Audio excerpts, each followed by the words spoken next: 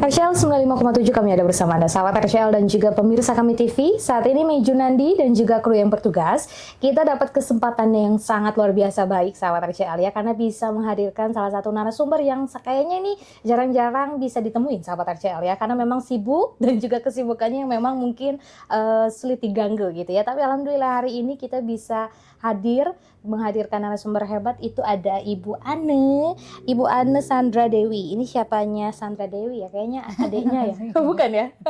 Bu Ane ini adalah salah satu dosen yang ada di salah satu kampus di Kabupaten Sukabumi. Tepatnya itu STISIP Widya Puri Mandiri, sahabat RCL ya. Ibu sehat? Mohon maaf diganggu hari ini ya.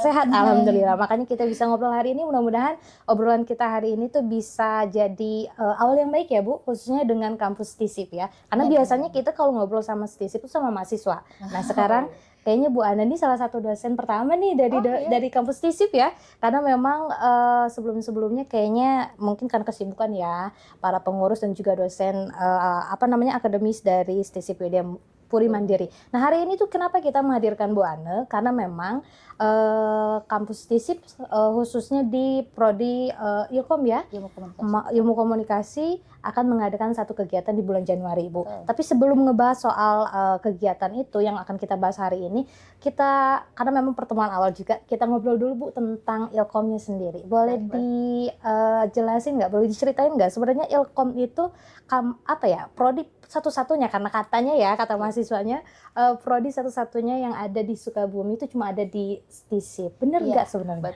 Betul Teteh. Jadi STISIP Widya Puri Mandiri ini kan punya 3 prodi ya. Ada prodi ilmu pemerintahan, ada administrasi publik, dan salah satunya adalah ilmu komunikasi. Gitu. Ilmu komunikasi sementara ini alhamdulillah masih satu-satunya prodi ilmu komunikasi yang ada di Kabupaten Sukabumi ya. Begitu. Kami sudah berdiri juga cukup lama begitu ya, dan sudah menciptakan lulusan-lulusan yang lulusan-lulusan ilmu komunikasi yang tersebar dalam berbagai bidang pekerjaan gitu, seperti itu, terutama di bidang ilmu komunikasi, kehumasan dan sebagainya. Tapi kalau Ibu sendiri udah berapa lama di STISIP Bu?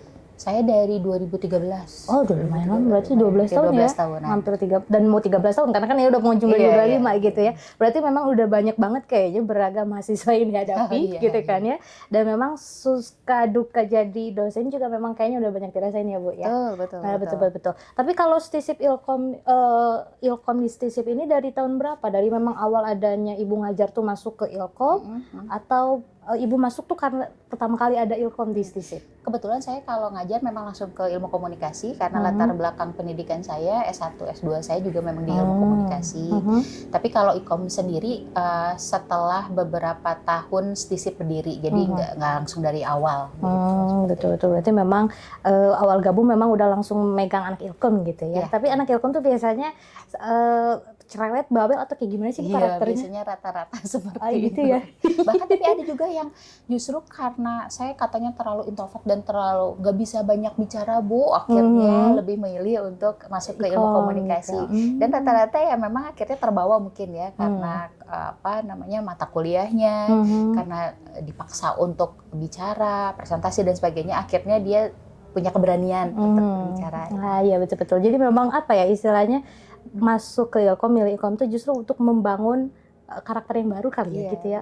Luar biasa. Jadi kayaknya pengalamannya udah luar biasa lah ya. Kebayang udah 12 tahun dan juga berarti baru sebentar sih sebetulnya kalau untuk dunia untuk ngajar mah ya. Iya betul. Tapi ya kalau buat kita mah orang awam pasti udah wow banget gitu kan ya. Tapi Ibu karena memang kan Ibu berarti mata kuliah ilmu komunikasi ya, mengajarnya ilmu komunikasi. Nah, hadir kegiatan yang diusung bulan Januari itu kan ruang kreatif UMKM gitu kan ya. Nah, kegiatan itu memang hadir karena adanya Ilkom atau memang udah agenda tahunan STISIP atau seperti apa? Iya. Jadi sebetulnya ini awalnya adalah project mata kuliah. Saya kebetulan mengampu perencanaan merek dan citra. Itu salah satu mata kuliah yang memang nanti akan outputnya tuh buat produk gitu sebetulnya awalnya. Tetapi kan perkembangan zaman sekarang bukan hanya sekedar membuat produk, tetapi bagaimana merancang si produknya sehingga bisa dikenal oleh banyak orang. Nah, kemarin tuh ya saya sebagai akademisi juga kan terus ini ya mencoba adaptif dengan perkembangan gitu. Oh kayaknya kalau kayak gini coba trial error, bukan trial error sih, maksudnya kalau kayak gini kayaknya udah nggak relate misalkan gitu. Kita bikin sesuatu yang baru lagi begitu, sehingga pemahaman anak-anak mahasiswa akan lebih beragam lagi kan begitu. Nah kemarin itu kita rencananya adalah membina UMKM gitu, membina UMKM di Sukabumi yang kebetulan kita waktu itu sudah ada kerjasama dengan salah satu rumah pemberdayaan, tetapi karena satu dan lain hal tidak terlaksana. Maka apa ini? Karena harus ada sesuatu yang dihasilkan, maka kita sepakat dengan mahasiswa untuk membuat sebuah sebuah acara begitu, workshop mengenai ruang kreatif UMKM begitu, dengan tema menciptakan UMKM yang kreatif dan adaptif seperti itu. Luar biasa. Jadi memang mahasiswa yang dilibatkan dalam kegiatan ini ya, betul, Bu ya. Betul. Dan pembicaranya pun kebetulan dari mahasiswa sendiri yang kebetulan dia adalah seorang influencer begitu, dan bukan tanpa alasan memilih beliau sebagai pembicara karena kami anggap relate ya, jadi dia sudah terbiasa beraktivitas di dunia digital begitu, yang nanti akan menjadi salah satu tema atau jadi materi dari workshop tersebut. Nah, tapi ngomong-ngomong kegiatannya tuh nanti kan 1 hari ya, Bu ya? 1 hari di bulan Januari. Setengah hari. Setengah hari. Dan memang maksudnya difokuskan di 1 hari. Ya. Kegiatannya tuh memang mau apa aja nanti? Sudah ada rencananya mau ngapain aja? Jadi rencananya workshop artinya pendampingan langsung, pelatihan langsung, bagaimana cara penggunaan tiga tools gitu ya. Yang pertama adalah Canva, begitu. Yang kedua adalah CapCut, yang ketiga foto produk, gitu. Jadi nanti diawalinya akan ada materi dari influencer yang kebetulan juga mahasiswa kami itu. Nanti setelah itu maka akan dibuat kelompok-kelompok kecil. Jadi coaching klinik itu langsung ke mereka, diajarkan bagaimana cara membuat promo secara digital. Dan memang aplikasi yang digunakan tuh memang yang masa kini banget gitu ya, betul. Dan kebetulan kami mencari UMKM yang belum terbiasa menggunakan aplikasi tersebut. Diharapkan maka nanti bisa lebih mudah ketika mencoba menggunakan aplikasi tersebut. Tapi ngomong-ngomong UMKM yang nanti dihadirkan tuh yang dilibatkan berapa banyak, Bu? 15. Untuk sekitaran sini berarti? Iya, Kabupaten Sukabumi. Semua ya, berarti nggak Kecamatan Cisaat aja berarti ya? Nah cara milih UMKM-nya tuh ada karakteristik tersendiri atau kayak gimana? Ya itu tadi salah satunya adalah yang memang mereka belum terbiasa menggunakan tools tersebut. Karena supaya ya bermanfaat ya, kalau mereka sudah bisa ya kita tidak perlu belajar lagi gitu kan ya. Mungkin nanti akan ditingkatkan ke hal lain, misalkan public speaking-nya atau hal lain yang bisa menambah wawasan mereka lagi. Tetapi kalau ini adalah dikhususkan untuk UMKM yang masih belum terbiasa menggunakan tools-tools tersebut. Padahal yang kita ketahui sekarang kan dunia digital begitu kencangnya persaingannya begitu. Kita tidak mungkin hanya sekedar mengandalkan rasa kalau misalkan makanan, tidak bisa hanya sekedar mengandalkan kualitas kalau punya barang begitu ya, atau profesionalitas ketika yang dijual adalah bentuk jasa, tetapi salah satu hal yang penting adalah kemampuan mereka untuk mempromosikan begitu. Jadi nanti bukan hanya dikenal secara lokal, tetapi bisa dikenal mungkin di tingkat yang lebih tinggi gitu ya. Betul. Gitu. Apalagi kan marketing digital itu sekarang kayaknya perlu banget ya, Bu ya, untuk para pelaku usaha gitu kan ya. Tapi sejauh ini persiapannya udah berapa persen Bu kira-kira? Udah hampir 70 ya, 70%, lebih dari 50% ya. Lebih dari 50%. Sebetulnya kita tinggal jalan, tapi mungkin masih mencoba merancang. Sebetulnya kita sedang merancang bagaimana supaya materinya itu bisa diterima dengan mudah dalam waktu yang memang tidak terlalu lama itu kan. Karena kan kalau misalkan memang betul-betul belum pernah pegang aplikasi itu, ya biasanya butuh beberapa hari harusnya gitu. Tetapi kita coba bagaimana caranya supaya dalam waktu sekitar kurang lebih 60 menit per kelompoknya itu mereka bisa menggunakan toolsnya, dan diharapkan nanti pulang ke rumah udah minimal bisa yang ringan-ringan dulu deh gitu. Minimal ngedit foto lah gitu kan ya, foto produk diedit gimana gitu kan ya, betul. Tapi selama persiapan ini Bu ada tantangan tersendiri nggak sih? Ada kesulitan nggak dalam mempersiapkan kegiatan ini? Iya, Salah satunya ya tadi pemilihan UMKM-nya ya, karena ternyata kan juga tidak mudah begitu. Kita Sukabumi ini kan ternyata banyak, ada ratusan ribu UMKM begitu berdasarkan data 2025 ini begitu. Maka kita coba cari mana yang memang betul-betul membutuhkan begitu. Dan tidak mudah ketika narasumbernya adalah mahasiswa. Betul. Ya. Sedangkan Mungkin, yang pendengarnya lebih dewasa iya, gitu ya, lebih tua lebih gitu dewasa, ya. lebih berpengalaman. Saya yakin pengetahuan mereka juga sangat luas begitu. Tidak mudah menghadirkan mahasiswa sebagai pembicara, tetapi tidak perlu khawatir begitu.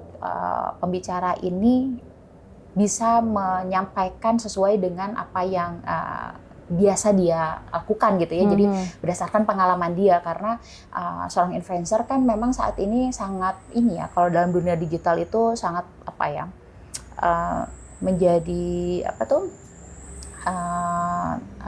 menjadi pilihan untuk produk-produk mengiklankan atau mempromosikan produknya. Biasanya mereka membutuhkan influencer. Nah, untuk menjadi sampai pada titik itu kan dia ada upaya-upaya, dan salah satunya adalah penggunaan dari tools-tools tersebut begitu.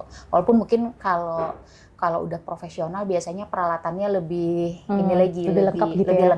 Lebih pro begitu ya. Tetapi ya paling tidak UMKM ini diharapkan mereka bisa melihat, dan kami salah satunya juga jadi satu foto produk misalkan. Kita tidak menggunakan alat yang ini mewah gitu. Mewah enggak. Jadi memang yang seadanya. Bahkan saya bilang kamera yang biasa saja begitu. Karena kan tidak semua orang menggunakan barang bagus gitu ya, barang mewah gitu barang ya. mewah atau barang yang memang punya kualitas yang mumpuni begitu. Maka gimana caranya supaya meskipun dengan peralatan sederhana dan peralatan seadanya, hasil yang didapatkan itu bagus begitu, betul. seperti itu. Jadi nanti kita juga akan memberikan hadiah atau benefitnya kepada mereka itu berupa foto produk dari produk mereka.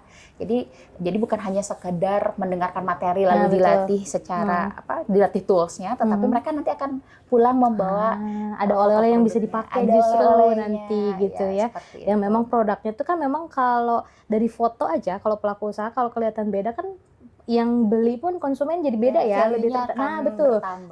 Betul, value-nya akan bertambah dan juga peminatnya mungkin lebih banyak nanti gitu kan ya. Dan mudah-mudahan sih kegiatan ini tuh bisa memang jadi awal yang baik, karena memang baru pertama kali ya Bu ya. Mudah-mudahan ini termasuk pilot project gitu ya. Mudah-mudahan ke depannya, karena sebetulnya kami sebagai perguruan tinggi itu kan memiliki tridharma perguruan tinggi. Salah satunya adalah pengabdian kepada masyarakat. Nah, ini juga merupakan kegiatan pengabdian kepada masyarakat begitu, supaya ilmu kami bukan hanya sekedar berputar di akademisi saja atau di mahasiswa, tetapi juga bisa bermanfaat untuk masyarakat di sekitar kami. Nah, betul-betul. Jadi memang aksi nyata tuh terlihat gitu kan. Jadi nggak cuma belajarnya teori-teorinya doang, tapi prakteknya realnya nyatanya ada gitu ya. Dan mudah-mudahan sih bisa jadi kayak Bu Ana bilang tadi, bisa jadi pilot project yang memang sukses ya Bu. Jadi kedepannya tuh siapa tahu nanti jadi makin ada kegiatan-kegiatan tahunan agenda kampus justru mudah-mudahan. Dan respon dari UMKM yang hadir pun nanti mudah-mudahan positif gitu ya. Dan semoga acaranya berjalan lancar, intinya itu ya Bu ya. Tapi boleh di-spill gak tanggal acaranya kapan? Jadi nanti acaranya tanggal 7 Januari 2026. Iya betul, jangan 2025 ya, nanti malah jadi mundur ya. Jam 8 sampai dengan selesai, tapi kalau secara estimasi sih sampai jam 1-an ya, sekitar jam 1 begitu.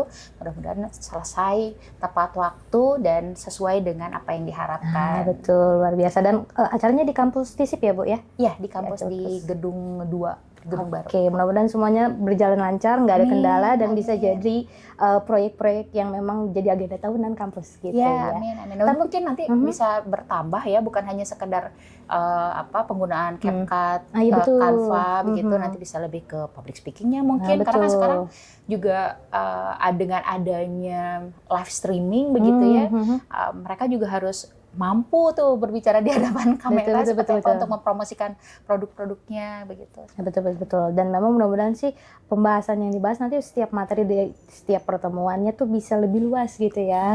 Mulai dari ngedit video mungkin gitu kan ya. Pokoknya memang yang bisa membantu masyarakat dalam memarketingkan mereka secara digital gitu kan ya. Terakhir Bu, ada pesan tersendiri nggak buat mahasiswa nih yang panitianya dan juga para UMKM yang nanti akan hadir di acara? Ya, untuk UMKM ya diharapkan bahwa kegiatan ini bisa sangat membantu mendongkrak penjualan begitu ya.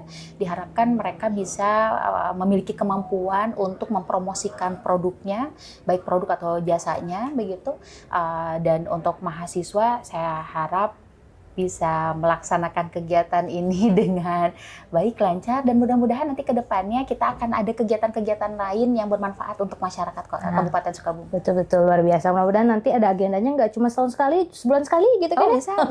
Jadi mahasiswanya lebih aktif dalam peran di kemasyarakatannya gitu ya. Kalau gitu, terima kasih Bu Ana sebagai penanggung jawab kegiatan ini. Semoga kegiatannya berjalan lancar dan semoga ada pertemuan kita berikutnya ya di kegiatan-kegiatan lainnya. Ditunggu. Siap. Kalau gitu terima kasih sahabat Rachel, itu dia obrolan kita dengan Ibu Ane Sandra Dewi M.Ikom. Beliau adalah penanggung jawab kegiatan ruang kreatif UMKM di kegiatan Prodi Ilkom Stisip Widya Puri Mandiri. Meju Nandi yang bertugas, RCL kami ada bersama Anda.